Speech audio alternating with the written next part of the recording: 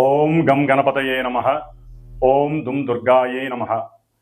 ఓం గురవే సర్వలోకానాం విషజే భవరోగిణాం నిధయే సర్వవిద్యానాం శ్రీ దక్షిణామూర్తయే నమో నమః. శ్రీ మేధా దక్షిణామూర్తయే నమః. ఆదిత్యాయ చ సోమాయ మంగళాయ బుధాయ చ గురుశుక్ర శనిభ్యశ్చ రాహవే కేతవే నమః. ఈ యొక్క నవగ్రహ స్తోత్రాన్ని ఎవరైతే ప్రతినిత్యము కూడా చక్కగా తలుచుకుంటారో వారందరికీ కూడా ఈ జన్మలో కలిగేటటువంటి ఆయురారోగ్య వృద్ధి తప్పకుండా కలుగుతుంది అని ఋషివచనం. ముఖ్యంగా ఈ వైశాఖ మాసంలో మే 15వ తేదీ నుండి మరలా జూన్ 15వ తేదీ వరకు కూడా మనకి ప్రతి నెల కూడా ఎప్పుడెప్పుడు సూర్యుడు తన యొక్క రాశి ప్రవేశాన్ని మార్చుకుని ఏ ఏ రాశుల వారికి ఏ ఏ విధమైనటువంటి శుభ ఫలితాలను ఇస్తాడో అని ఎదురు చూస్తూ ఉంటారు ప్రేక్షకులందరూ కూడా. నవగ్రహ ప్రేక్షకులు అంటే నవగ్రహాలని చాలా మనస్ఫూర్తిగా స్వీకరించి వారి యొక్క మనసుని ఆ గ్రహ పేరితం ద్వారా పిన్ టు పిన్ పాయింట్ని అనుసరిస్తూ వెళ్ళేటటువంటి వారందరికీ కూడా ఈ నెలంతా కూడా శుభప్రదంగా ఉండాలని కోరుకుంటూ, మరి మార్చి 30 నుండి జరిగినటువంటి కొన్ని గ్రహస్థితుల యొక్క కలయికల వలనే మనకి దేశవ్యాప్తంగా అట్లాగే ప్రపంచవ్యాప్తంగా ఎన్నో రకాలైనటువంటి సిచ్యువేషన్స్ మనం గమనిస్తూనే ఉన్నాం. అది ఈ క్షణము ఈ రోజుకు కూడా ఏం జరుగుతుందో మీ అందరికీ చెప్పచ్చు. ఇవన్నీ కూడా 6 నెలల నుండి జ్యోతిష్కులందరూ కూడా చక్కగా వారికి ఉన్నటువంటి జ్ఞానంతో ప్రబోధిస్తూనే ఉన్నారు. కొంతమంది కొట్టిబారేశారు, కొంతమంది నమ్మారు. నమ్మినా కొట్టిబారేసిన గ్రహాలు ఇచ్చేటటువంటి పరిస్థితుల్ని వాటి నుండి తప్పించుకునే ప్రయత్నాన్ని మనం చేయలేం. కానీ ఒక్క దైవ ఉపాసన ద్వారా మాత్రమే ఎవరికి వారం కాపాడుకునేటటువంటి శక్తిని భగవంతుడు మనకు ప్రసాదించాడు. మరి ఈ సూర్య భగవానుడు అట్లాగే ఈ నెల అంటే ఈ నెలలో మే 14వ తారీఖు మధ్యాహ్నం నుండి కూడా మరి దేవతలందరికీ గురువైనటువంటి ఆ బృహస్పతి వృషభ రాశిలో నుండి మిథున రాశిలోకి సంచరిస్తుంటే ఈ గ్రహాలన్నిటినీ తిప్పేటటువంటి సూర్య భగవానుడు మేషరాశి నుంచి వృషభ రాశిలోకి తన యొక్క సంచారాన్ని మే 15వ తారీఖున చక్కగా వృషభ సంక్రమణం ద్వారా మనందరికీ కూడా ఆయన యొక్క సూర్యకిరణాల ద్వారా ఆయుష్ని, ధనాన్ని, మేధస్సుని ప్రసాదిస్తున్నాడు. అట్లాగే మనకి ఈ నెలలోనే మే 18వ తేదీన దాదాపుగా 1.5 సంవత్సరాలు అనగా 18 నెలల పాటు ఛాయాగ్రహాలైనటువంటి రాహువు మరియు కేతువు, ఈ 2 గ్రహాలు కూడా మీనరాశిలోను ఇటు కన్యారాశిలో కేతువు, వీరిద్దరూ కూడా కొన్ని రాశుల వారికి ఎన్నో అగాధాలని, ఇబ్బందులని, విపత్తులని, పిచ్చిని, ఇట్లా ఒకటి కాదు ఎన్నో రకాలైనటువంటి సమస్యలని, ఇబ్బందులని కొని తెచ్చే ఉన్నారు. కొంతమంది రాశులకి ఇప్పుడు ఈ రాహుకేతువుల వలన దోషము, మరికొంతమందికి చక్కగా విముక్తి కలుగుతున్నాయి.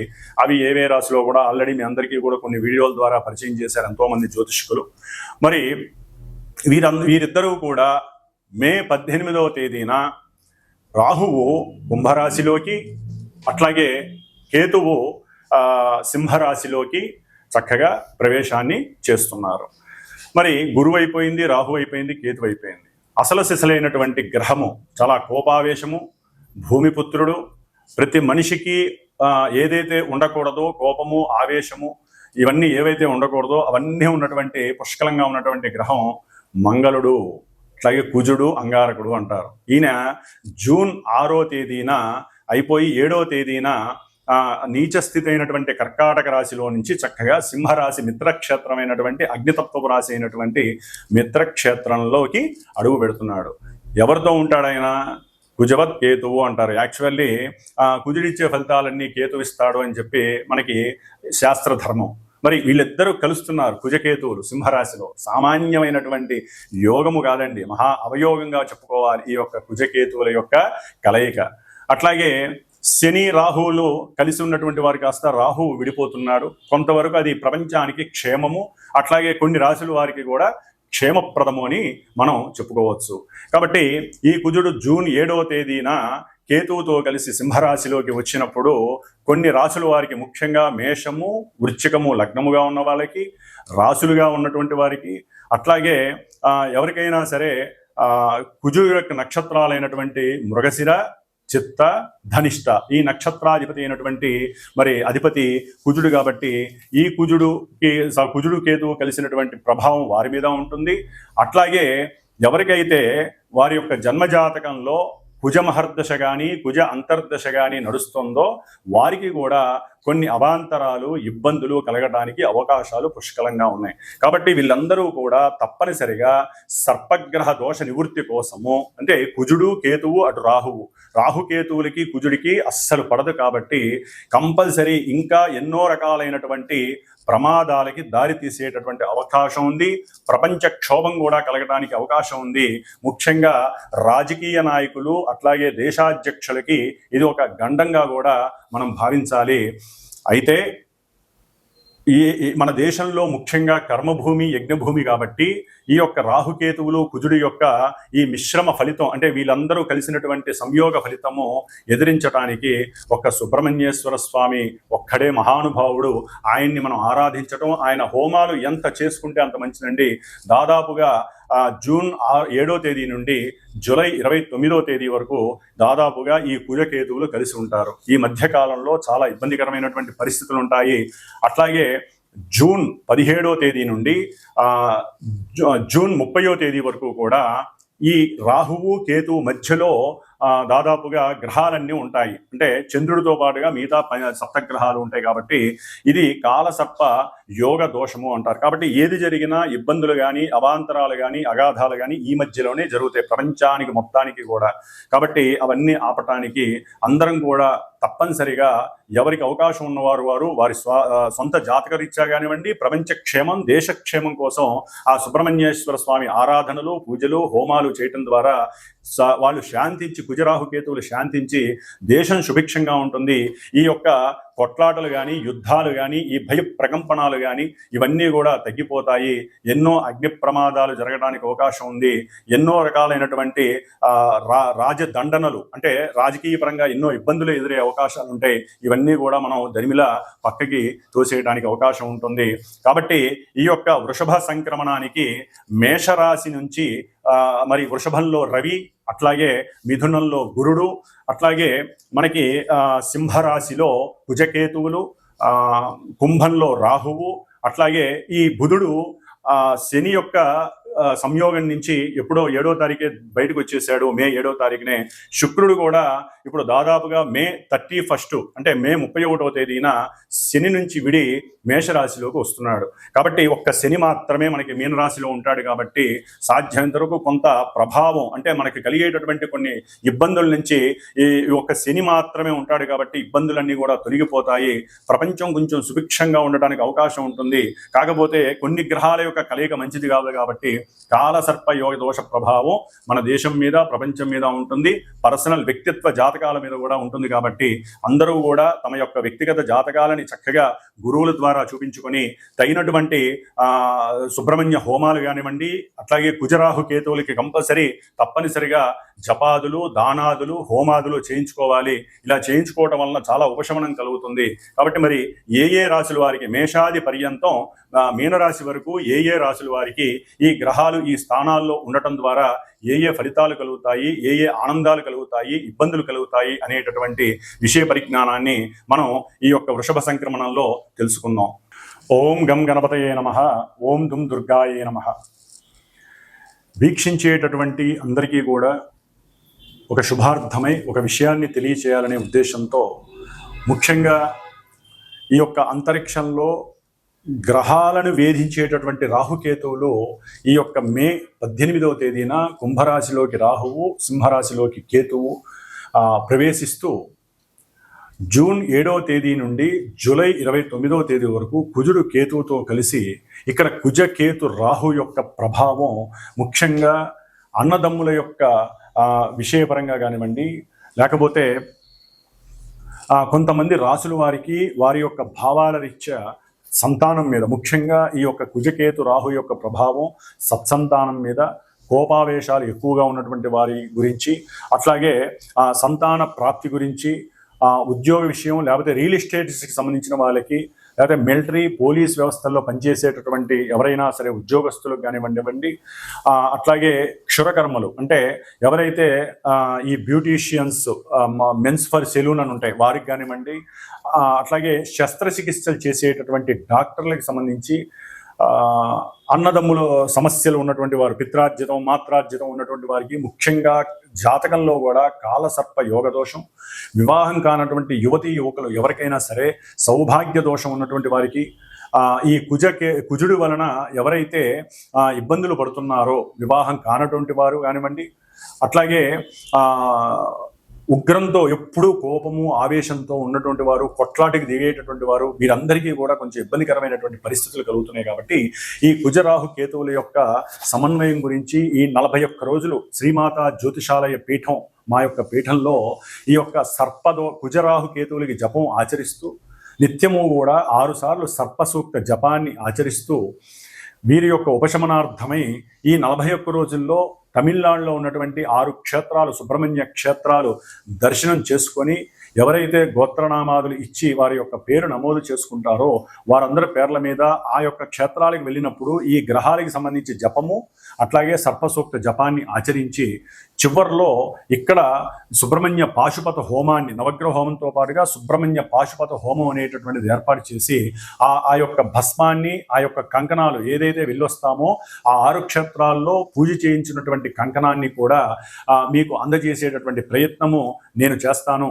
కాబట్టి జూన్ 7వ తేదీ నుండి జూలై 29వ తేదీ 41 రోజులు కూడా ఈ యొక్క కుజరాహు కేతువుల యొక్క దోష పరిహారార్థమై కొంతమంది ముఖ్యంగా మేషరాశి, వృషభ రాశి, కర్కాటక, సింహ, కన్య, అట్లాగే మకర, కుంభరాశి వారు, ఈ రాశుల వారు దయచేసి సంప్రదించండి.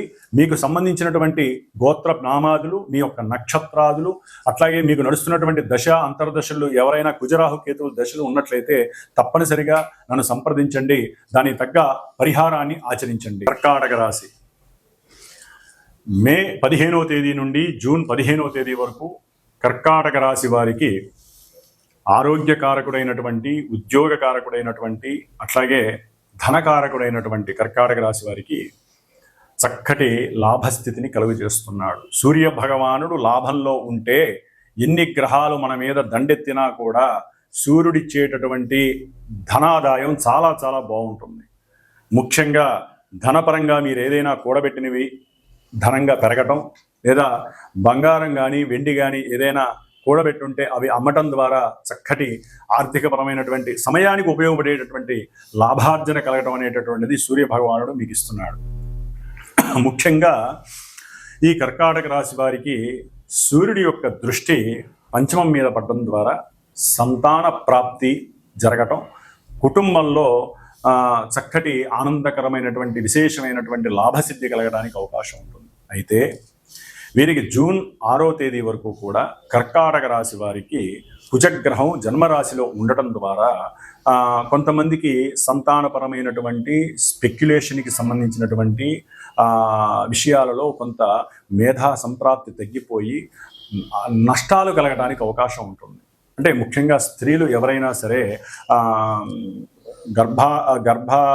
గర్భానికి సంబంధించినటువంటి పరిస్థితులు విపరీతకరంగా, ప్రతికూల పరంగా కనిపించే అవకాశం ఉంటుంది. ఎందుకంటే నీచ స్థితి కుజుడు మంచిది కాదు. తర్వాత అయినా సరే జూన్ తర్వాత ఈ కుజుడు కేతువుతో కలవటం ద్వారా వీరికి సంతానపరంగా కొంచెం ఇబ్బందికరమైనటువంటి పరిస్థితులు ఎదురవుతాయి. కాబట్టి వీరు గర్భరక్షా స్తోత్రాన్ని చదువుకోండి. అట్లాగే ముఖ్యంగా వీరు తప్పనిసరిగా కుజకేతు రాహు, ముఖ్యంగా అష్టమంలో రాహువు వీరి యొక్క మానసిక స్థితిని మొత్తాన్ని కూడా పాడు చేసే అవకాశం ఉంటుంది. మృత్యుపరమైనటువంటి గండాలు ఈ రాహు వలన కలగడానికి అవకాశం ఉంటుంది. ఎందుకంటే ఇక్కడ ముఖ్యంగా గురువు 12వ స్థానంలో, గురువు యొక్క అనుకూలత కూడా తప్పుతోంది వీళ్ళకి ఈ 14వ తేదీ నుండి. కాబట్టి గురువు యొక్క బలం కూడా ప్రత్యేకించి దొరకట్లేదు. కుజుడు చూస్తే అంటే ముందు గొయ్యి వెనక నొయ్యిలాగా ఈ కుజుడు కేతువుతో కలిసి ఆర్థికంగా కుటుంబంలో ఎన్నో సమస్యలు, సమయానికి సరైనటువంటి భోజన సౌకర్యం లేకపోవటం, అట్లాగే తొందరపడేటటువంటి మాటలు, అత్యుత్సాహము, అతి ఆవేశము, ఆతృత, నేను ఏదైనా చేయగలిగినటువంటి మూర్ఖత్వపు లక్షణాలు, వితండవాదము ఒకటి కాదు. ఈ కుజుడు కేతువుతో కలిసి నానా బీభత్సమైనటువంటి పరిస్థితులు కుటుంబంలో, గృహంలో కలుగజేస్తారు. ఆర్థికంగా ధనాన్ని నాశనం చేసే పరిస్థితి కుజకేతువులు ఇస్తారు. ఓకే, సూర్యుడి వల్ల కొన్ని లాభాలు ఉంటాయి, కానీ ఆ ఇంట్లో ఉండేటటువంటి కుజకేతువులు కొంత కుటుంబంలో సంక్షోభాన్ని క్రియేట్ చేసే అవకాశం ఉంటుంది. ముఖ్యంగా పిల్లలే శత్రువులయ్యే పరిస్థితి ఎదురయ్యే అవకాశం ఉంటుంది. ఇప్పటి వరకు మేధస్సు పరంగా, ఆలోచనల పరంగా వీరు ఎంత అనుకూలమైన పరిస్థితులు ఎదురైనా కూడా ఇప్పుడు అవన్నీ కూడా పాళ్ళు తగ్గే అవకాశం ఉంటుంది.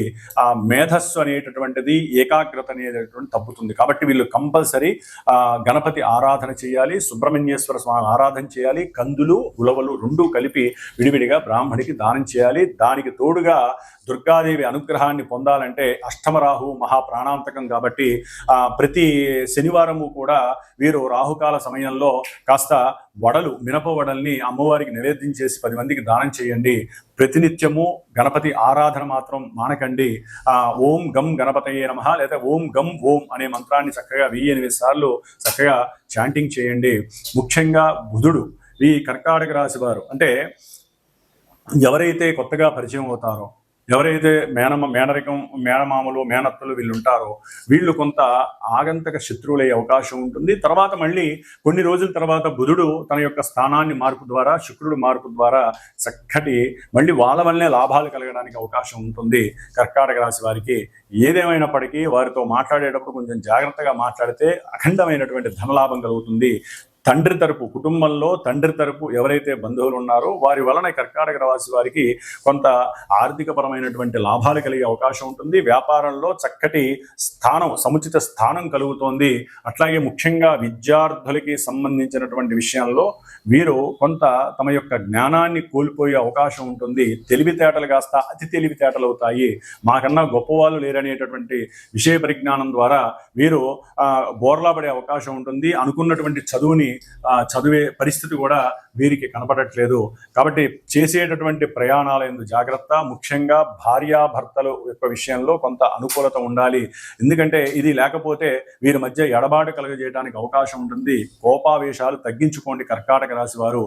లేకపోతే వీరికి అల్సర్స్, గ్యాస్ట్రిక్ ప్రాబ్లమ్స్, లేకపోతే హృదయానికి సంబంధించినటువంటి కొన్ని ఇబ్బందికరమైనటువంటి పరిస్థితులు ఇవన్నీ కలిగే అవకాశం ఉంటుంది. కాబట్టి తండ్రి వలన వీరు లాభపడే అవకాశం కర్కాటక రాశి వారికి పిత్రార్జితం వలన కలిగే అవకాశాలు ఎక్కువగా ఉన్నాయి. ఓం గం గణపతయే నమో నమః.